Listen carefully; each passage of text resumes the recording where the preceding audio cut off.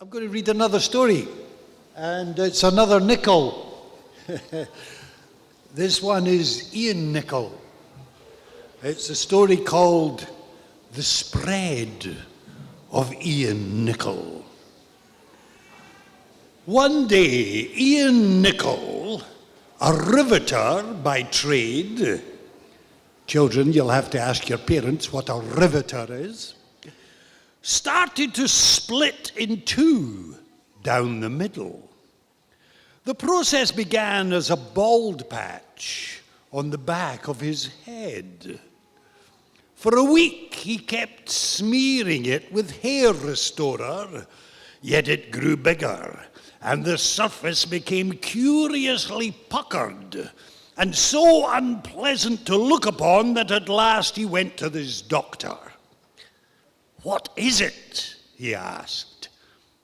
"I don't know," said the doctor, "but it looks like a face. Ha ha! How do you feel these days?" "Fine. Sometimes I get a stabbing pain in my chest and stomach, but only in the morning." "Eating well?" "Enough for 2 men." The doctor thumped him all over with a stethoscope and said, "I'm going to have you x-rayed, and I may need to call in a specialist."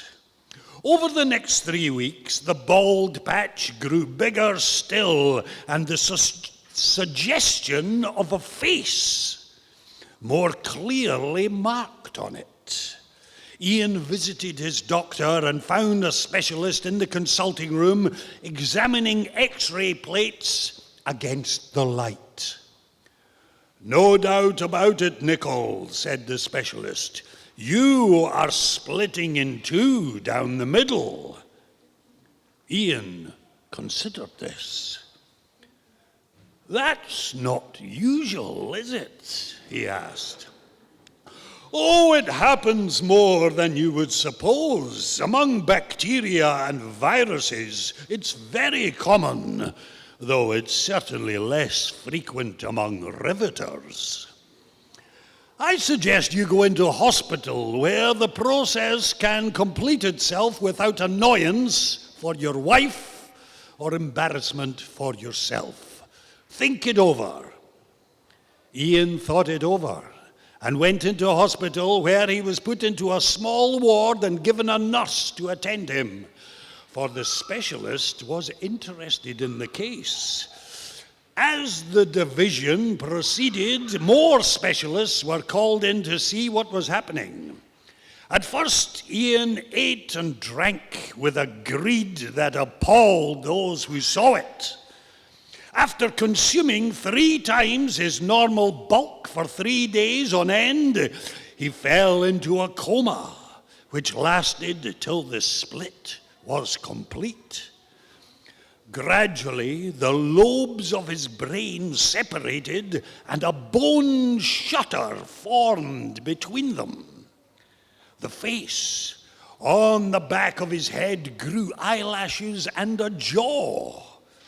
What seemed at first a cancer of the heart became another heart. Convulsively, the spine doubled itself. In a puzzled way, the specialist charted the stages of the process and discussed the cause. A German consultant said that life was freeing itself from the vicissitudes of sexual reproduction.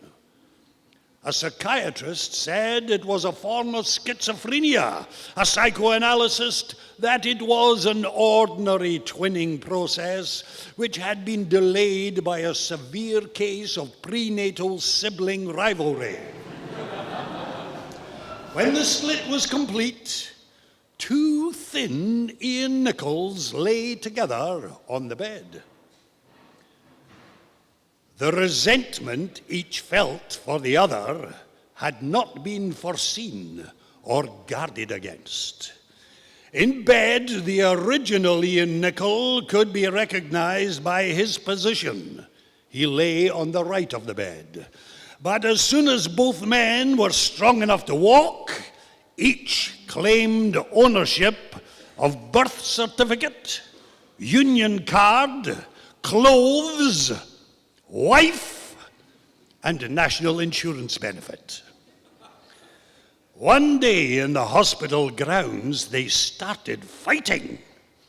They were evenly matched, and there were conflicting opinions about who won.